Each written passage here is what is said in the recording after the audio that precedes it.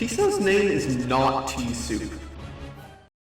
Hollow Knight is beautiful. I'm not even talking about the art here, really. The game is beautiful as an idea just the same. It inspires, it empowers, it encourages people to take on challenges harder than they ever imagined they could. But perhaps the most important thing is that in the past few months we've seen that Hollow Knight inspires people to create, to build upon this beautiful world made by Team Cherry. From randomizers to HallowNest.net, from any Radiance to HallowNest Vocalized, Hollow Knight is filled with immense creativity. Now we've seen the final major fan project to release before Silksong finally comes out. The long-awaited and much anticipated Pale Court. Pale Court is a fan-made DLC for Hollow Knight that just feels right. The art is wonderful, the animations feel alive, the dialogue is great, but I won't spoil that last bit in this video. Now, I'm a little late to the party of talking about Pale Court, and there's a good reason why. You see, Pale Court is extremely difficult to complete. You can certainly get through the starter content without much issue, but if you want to face the secret boss and see the credits, it'll be much harder for you. If you're considering playing Pale Court, keep in mind that the mod has a difficulty jump greater than even Absolute Radiance was in the Godmaster DLC. You may not be able to complete it. Of course, the reason why this video has taken me so long is because I did complete it. I saw the end credits, and I saw amazing content along the way, and I saw frustrating content just the same. In this video, we will explore Pale Court in its fullest. That means that spoilers will be everywhere past the intro. We will be doing this to hopefully gain a better understanding of what Pale Court is, what it means for Silksong, and how Pale Court could improve in future updates. Before this video begins, I want to stress something. I will not be sugarcoating my criticisms. When something feels genuinely super frustrating or problematic, I will voice my distaste wholly. I want to make it clear now that I love this project, and I know a number of people on the team for the mod. I mean no disrespect to the immense, multi-year long process that went into making this mod. I just want to share my own personal biased experiences, alongside that of some friends of mine that I followed the journey of. Now with that all out of the way, it's time to dive right in. This is your spoiler warning.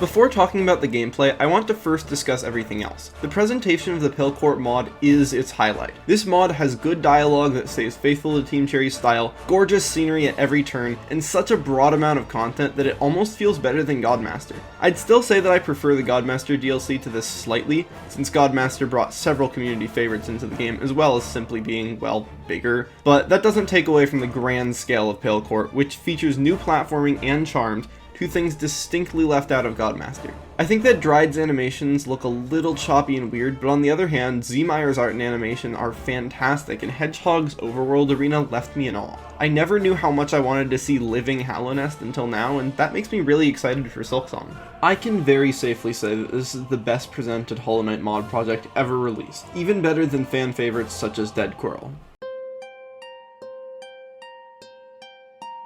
Of course, the charms should also be mentioned, and you know what? I really don't get why there were charms added here. Like, I appreciate the extra effort, but the charms in Pale Court distinctly aren't very good against Pale Court bosses, with the exception of, I guess, Abyssal Bloom, which isn't really useful when you're still learning something. I've been told the idea behind these charms is to be relatively average quality charms that have unique and interesting gimmicks, and while that isn't wrong, they actually fit that mold perfectly. I feel like these charms are generally pretty difficult and unintuitive to use. Granted, I haven't actually experimented much with these charms, but once again, that's kind of the fault of the mod for making the charms not very useful in the boss fights that were added with them. Vessel's Lament and Boon of Hallownest in particular, I'm really not a big fan of. The former because it uses pretty much the exact same concept as an already existing charm, and the latter because it's unintuitive, at least to me. Also, I want to point out that someone in the comments telling me that these charms are actually really fun and strong once you get good at the game are kinda missing the point. I have over 500 hours in Hollow Knight. Most people, or at least half of the people playing this mod, will probably have a decent bit less than me. I think it's safe to say that if a good chunk of the players can't benefit from a system, the purpose of adding it in the first place becomes a bit more questionable. So basically, I don't think Get Good applies here. Still, if you like these charms, please let me know in the comments. Of all the things I'm not a huge fan of, this is definitely one that I think could totally be really cool in secret. Side note, with a little bit of practice with these charms, I have seen that most of them definitely have situations where they are quite powerful, but this doesn't change the original criticism. These charms are divorced from the main content, and that feels problematic to me. Also, I haven't used Abyssal Bloom, and I don't really want to, but according to people, it's really overpowered and also extremely complex to learn, and that's lame in my opinion. Now, there is one other problem I have with these charms. The art for them. This clashes with the style so hard, man. I really don't like how much this stuff sticks out. Like, Abyssal Bloom actually fits the style pretty well, but the other four just, I mean, Weaver Song did the same color palette but better, probably because it uses black instead of this weird light gray. If I were in charge, I'd scale these two down slightly and change all of their color palettes to use a darker color, and maybe give each a tint of color that matches their boss. Maybe dark green for ISMOIL, greenish yellow for Dried, deep blue for Hedgehog, and orange for ZEEMIRE. I don't know, I'm just throwing out ideas. I'm no artist. Oh, and there is one more thing to discuss before moving on to the boss fights. The platforming section. I don't really have any comments. It's good. I like it. I've never been much of a platforming guy for Hollow Knight. Personally, I'm not a huge fan of the moveset, but you know what? I appreciate this section for what it is. I enjoyed it. I'll probably do the whole section hitless at some point if I give myself the time. Hotspring beat me to it, obviously.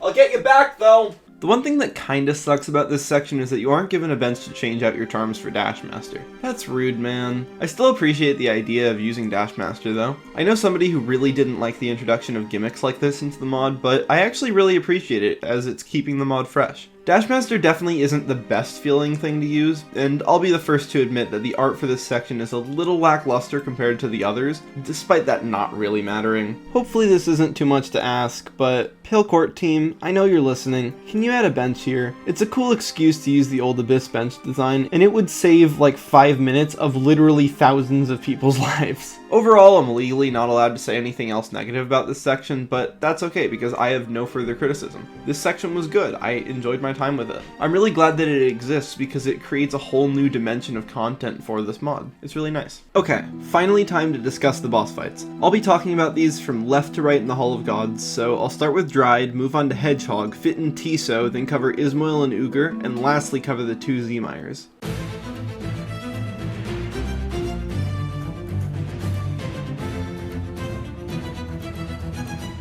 Dried! Dried is a fan favorite of the bunch, alongside ISMOIL. The reason why? Well, it's because they're the easier ones. I'm not joking, I'm fully convinced that that's the only reason Dried and ISMOIL are preferred. Now, what are my thoughts on the boss? Well, it's pretty solid. Dried and Mystic both benefit quite a bit from Quick Focus, interestingly, but for Dried, Quick Focus is literally the only way to heal, at least in the current version of the game as of recording this. I actually had a whole section where I was going to talk about healing in Dried, but according to Azerod, the Pale Court team is going to be adding a new healing window for Dried, so that's great. I'm really glad that the team is still doing work to make their project better. Also, the second phase is kinda bad because it's pretty hard to learn, especially for being right at the end of the fight, which is a little mean, but that's fine because you can just D-Dark through.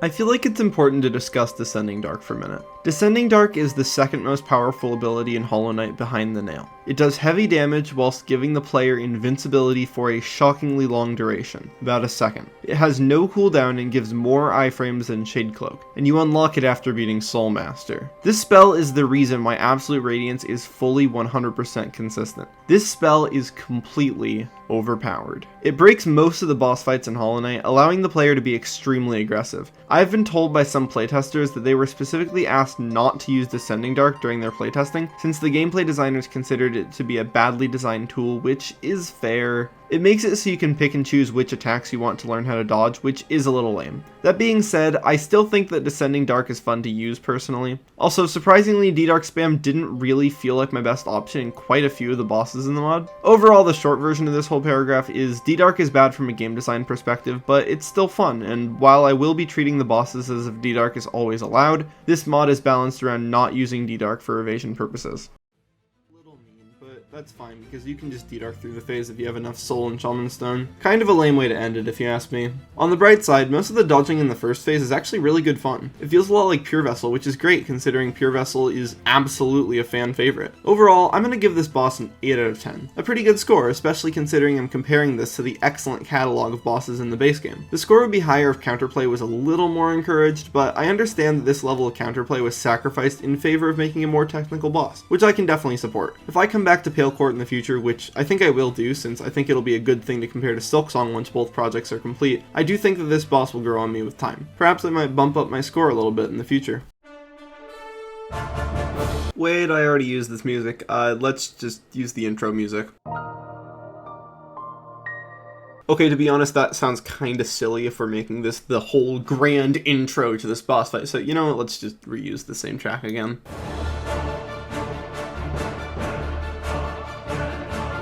Hedgehog! This boss is weird! Not because it's notably bad or good, or even hard to place, but that I can't decide whether it's okay to call it the dream bossier version of Failed Champion. This fight is strange. It's unique. Most of the attacks are different from that of Failed Champ, but it still feels like Failed Champ. And just like Failed Champ, there's a cheese to skip the whole phase after you finish the first one. This is bad. I mean, it's less exploitable in the boss rush since you usually don't bring Quick Slash, so the phase will last longer, but you can get a bonus 6 hits in on every phase, which is nearly 200 damage that's basically completely free. Top it off with the D-Dark and you're looking at around 250 damage. That's not fair. It also makes the cooler looking strategy completely pointless. Fun. The fight itself is fine, I suppose. It's actually pretty fun once you get a good string of dodges off with counterattacks, but Hedgehog has a habit of putting you into situations where you feel like you never could have dodged that attack. I haven't actually found any attack combinations that are impossible to dodge, but simply creating that feeling really sucks. This is a fun boss to do well, not so fun to struggle with. Unfortunately, this is Hollow Knight, where the point of the game is to struggle until victory.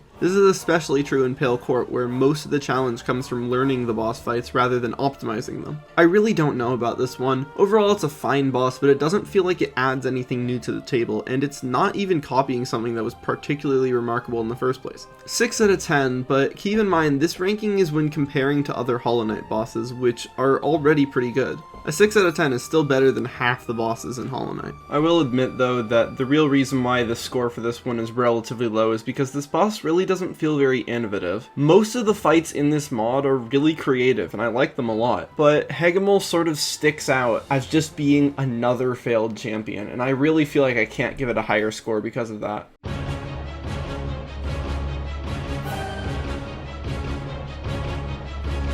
TISO! This fight is not good. This is absolutely my least favorite boss in the mod. I mean, seriously, all 3 Seeker bosses have just extremely massive problems with them in one way or another. TISO's problem is the quantity of BS moments. Now, how do I define a BS moment here? Well, in this case, it comes down to the amount of ways he counters what you do. Depending on how you play the fight, TISO will use different BS tactics to kill you. Only one of them is consistently dodgeable though, so you better hope your poke-wing skills are on point. TISO frequently goes invincible, which doesn't amount to much, but just makes me wonder why. I think it's important to explain exactly what the problem here is. A lot of people really didn't enjoy Grey Prince Zote due to it feeling unpredictable. His mid-air correction attacks, staggering into you, and falling from the ceiling all felt really unfair. While the second problem really hasn't gone away over time, I can definitely say that with enough practice and enough use of D-Dark, the vast majority of things that make GPZ annoying do go away. The problem with TISO is that he is exactly the same but harder. GPZ was not a difficult boss to beat necessarily.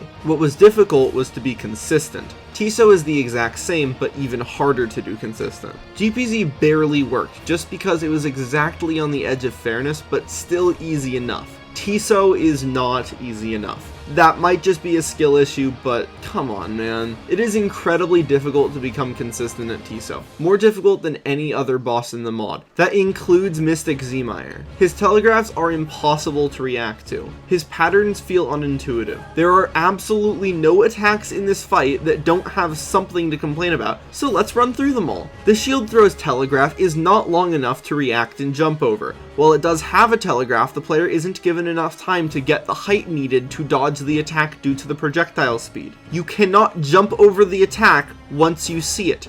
it moves too fast. The ground pound is generally a fine attack, but since pogoing frequently is a must in this boss fight, it means that TISO will very often jump into you without warning, since this attack has no telegraph. The bomb drop attack makes TISO invincible for a decently long duration. The shield spike is the same. TISO can backstep. TISO's gun is almost undodgeable without pogoing and can force you into impossible situations. Even worse with the gun is that the projectiles linger, and this is the worst part of the fight, hands down. The amount of times I was screwed over by this when practicing a Radiant clear that, mind you, I never ended up actually completing because I got sick of this boss, the amount of times is unimaginable. Every single quote-unquote impossible thing that I mentioned is able to be dodged, but that doesn't make it fun. This fight is not fun. It's a showcase of how frantic this kind of boss can be. Nothing here is enjoyable to play, and the fight isn't satisfying to complete. If I were in charge, I would heavily nerf this fight to at least lower the amount of frustrating things. I'd give his jumps a very small telegraph and slightly reduce the maximum angle that the gunshots can be fired at, and I'd make it so the projectiles don't linger on the side of the arena. That might sound minor, but making those changes is an extremely heavy nerf, and you know what? I think it's appropriate. Now at this point, the Pale Court team isn't going to change this boss, which is fine. There's probably plenty of people out there who enjoy this boss in its current state. With that said, I'm not one of those people. The music for this boss is really good. 1 out of 10. Feels like Marmu.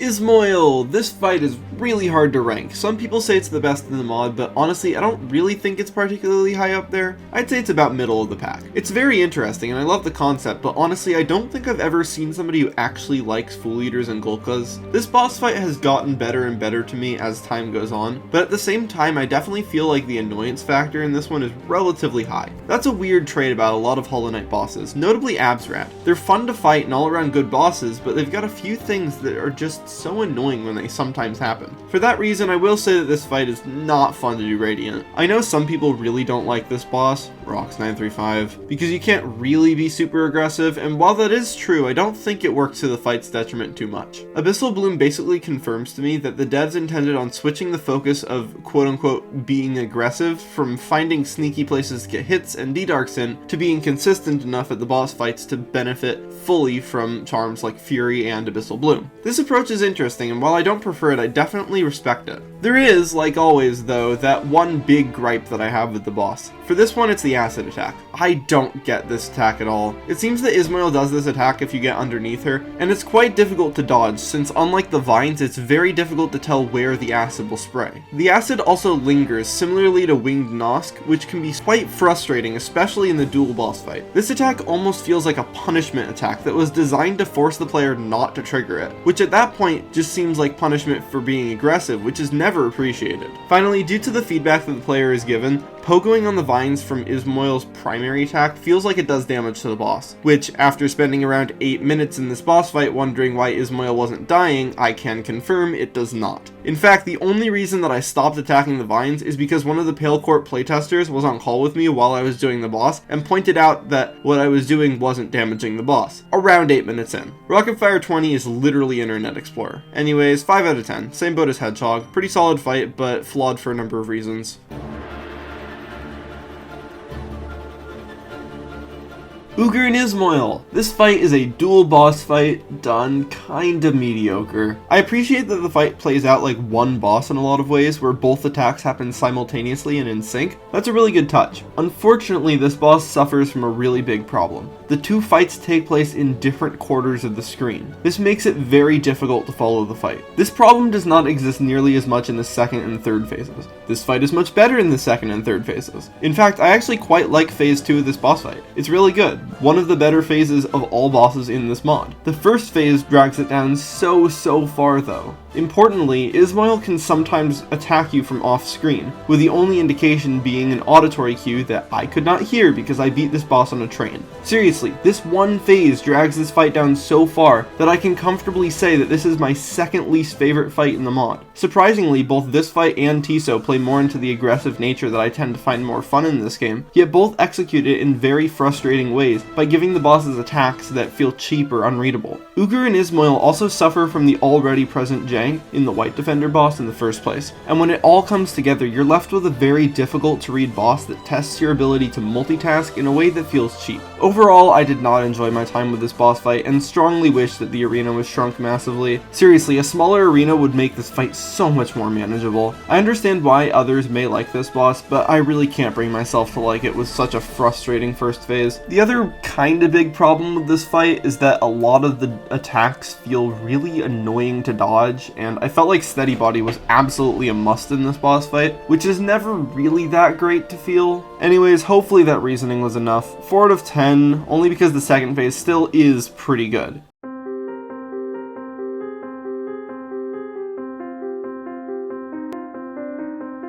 ZEEMIRE! This boss feels like it got a lot more attention than a lot of the other bosses in this mod. I think the reason is obvious, and while this fight is much more mechanically simple than Mystic, it in some ways manages to be more engaging due to its nature of being easier to pick up. ZEEMIRE is without a doubt the hardest of the 4 main bosses added to this mod, but it's still easier than all 3 bonus bosses. One of my main criticisms for this fight is that Shadecloak is pushed too hard, or at least harder than I personally like. If the 2 lunge attacks were better distinguished in their telegraphs, I would be more on board with this, since the basic grounded attack can be jumped over to enable more counterplay, but as is, it's quite difficult to tell these 2 attacks apart. I personally didn't learn how to distinguish them until practicing Mystic ZEEMIRE, which goes to show how difficult it is. I suppose a counter to that would be how parrying is also pushed relatively hard in this fight, and especially in Mystic. Parrying is a really cool mechanic, and I'm really on board with this decision. ZEEMIRE has a bit of aggressive optimization to do, but the boss doesn't do anything to encourage you to play more aggressively. The lack of phase changes also hurts this boss in my opinion. I definitely think it would have been interesting to see this fight recontextualized, especially considering how it's basically the radiance of Pale Court. I think I'm still going to give this boss an 8 out of 10 though, especially since this fight does get better the more you play it. You can kinda cheese it in the overworld version with D-Dark, go figure, just due to the absurdly low health pool, and some of the nail swings have really evil range, especially vertically, but the fight is still fun and deserves its place.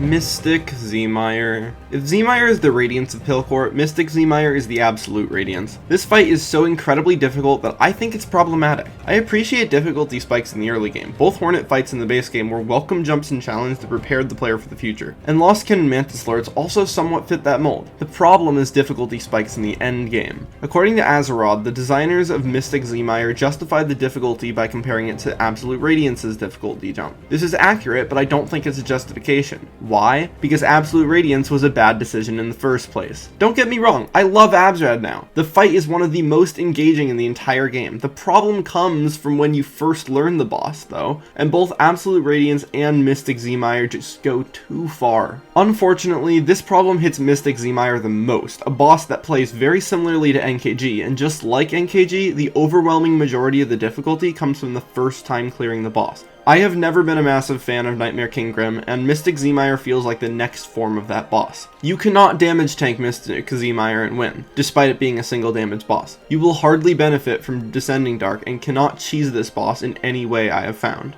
Those aren't bad things, but they just contribute towards the brutality of this fight. What's worse is that if you want to complete this mod, you can skip TISO, you can skip the Abyss platforming, but you can't skip Mystic ZEEMIRE. Many people, probably well over half the people that have played and will play Pale Court, will never complete it. That is how difficult Mystic ZEEMIRE is. This fight took me around 2 or 3 hours of practice to learn. It took an additional half an hour to complete for the first time, and another hour or so to complete the Champion's Call. On its own, that's really not awful. The problem comes with the fact that I have over 500 hours in the game, and I'm lucky enough to have big chunks of time to practice this boss fight all at once. I beat Champion's Call on an airplane flying from Lisbon to San Francisco. That's a long flight. The Champion's Call is an incredibly difficult boss rush, considerably harder than Pantheon 5. Importantly, Mystic ZEEMIRE is the final boss of this boss rush. That means that just like in Pantheon 5, you need to complete the entire boss rush, and in this case, with enough health left over to complete the hardest boss in the game. It's absolutely brutal, although once you learn how to dodge Mystic ZEEMIRE, it becomes a lot easier to beat in the Champion's Call. I beat her on my 3rd attempt to her in Champion's Call, and that's counting the one where I had never seen her before. The way that I had to practice Mystic ZEEMIRE was disappointing. I had to use debug mod to speed hack the game, and I lowered my nail damage to 0 0 and turned on infinite HP. Then I would sit there for around 15 minutes doing nothing but trying to dodge these attacks at greatly reduced speed. Mystic ZEEMIRE suffers in the Hall of Gods greatly for having a short fake out phase with normal ZEEMIRE that basically means if you don't practice this fight how I did, every time you die you would have to wait another minute to finish off normal ZEEMIRE just to die once again to the extremely difficult first attack of Mystic. Considering at this point in my playthrough I was consistently taking 3 hits of damage to this fake out phase, it was near impossible for me to even reach the main part of this fight. As far as I'm concerned, using debug mod to practice is practically a must. I do not know why this decoy phase wasn't skipped or given substantially less health in the Hall of Gods version at least. Overall, I feel like this fight sacrificed the user experience just to make something really hard, and the main problem with it is that it was placed right before the credits. Had I designed the Champions Call myself, I would have made it so it started with Dried, then Hedgehog, then regular ZEEMIRE, then Ugr and ISMOIL as the final boss. Then I would make it so that Mystic ZEEMIRE instead unlocks after completing the Champions Call and seeing the credits, treating it as bonus content just like TISO. Treating it like this bonus content as I suggested would make the fight feel much more justified with this difficulty. Of course it's too late for this now, and there really aren't any changes that could be made to this boss to make it better. It's a real shame. I don't think that there are any noteworthy attacks to point out, but just like with regular ZEEMIRE, the nail slash ranges are pretty rude. However, and I really wish I could just be negative the whole way, this boss fight is actually really fun. I really wanted to hate this boss because it's still extremely rude, but man, it's arguably the most fun boss in the mod once you know how to beat it. It's also weirdly consistent. Like, when I did it Ascended, it took single-digit attempts. There are no BS attacks in this fight whatsoever. That's amazing. I don't know how they accomplished that. I may do this fight Radiant, but I'm really not sure. I'm just about ready to put down Hollow Knight, honestly. Reluctantly, I'll be giving this boss an 8 out of 10, just because that at this point, it is really fun. But they really did their players dirty. Does it sound like maybe I'm overusing the 8 out of 10 score at this point where it loses its individual meaning?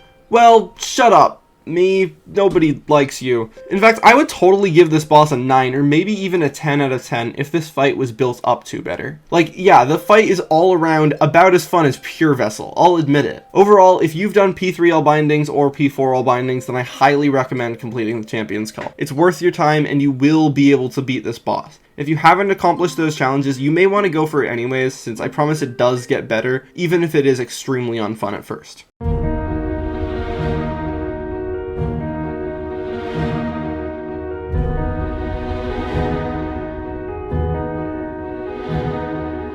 The last thing to talk about with the gameplay is, of course, the Champions Call. Unlike the Pantheons, there are no benches here. This means health management, healing windows, and learning boss fights are considerably more important. My biggest problem with this thing, other than the final boss being totally evil for this, is that the Champions Call begins with one of the least enjoyable parts of the mod. Ugr and ISMOIL are just such a pain, and they take so long to beat, to the point that this boss rush can very easily take longer than the 4 main small Pantheons. I actually like the lack of benches, since it encourages learning to heal on Dried and Hedgehog. As for charm builds, I ended up using Strength for obvious reasons, Shaman Stone also for obvious reasons, Steady Body to help with Ugr and ISMOIL greatly, seriously this charm feels practically essential in that fight, Quick Focus for both Dried and Mystic ZEEMIRE since I found healing windows in both fights, and lastly Grub Song as a slot filler. This charm build felt pretty good, and I liked that I actually had to plan my charms around the bosses in this boss rush rather than just bringing the meta build, even if the two are quite similar. Omitting Quick Slash, for instance, made Hedgehog and Ugr's Moil harder, but it allowed me to heal in Dried and Mystic. This boss rush is pretty good in execution, but as I've made clear, I don't really appreciate 2 of the bosses. Overall, my full Pale Court review summary, taking everything into account, can be summarized as this. Pale Court is a Hollow Knight DLC that meets the expectation of official Hollow Knight content. The presentation is absolutely phenomenal, more on that in a minute, and although I complained a lot, I want to make it clear that the reason why is because in my opinion criticism is much more important than praise, especially when everyone else on the internet is already giving that, mind you, absolutely deserved praise. I do not believe that Pale Court is as well polished as Hollow Knight's DLC content, with the exception of perhaps Hidden Dreams. The content packed within it, though, is quite impressive and solidifies Hollow Knight even more as the best 2D boss-centric game I've ever played. Suck it, Cuphead. The amount of effort that went into making this mod as presentable as it is, from the art, to the animations, to the programming, to the music, it's absolutely amazing. And all of this content is free, for the fans, by the fans, and for the last stretch. The last stretch that is on the journey to Silksong. I'll see you next time.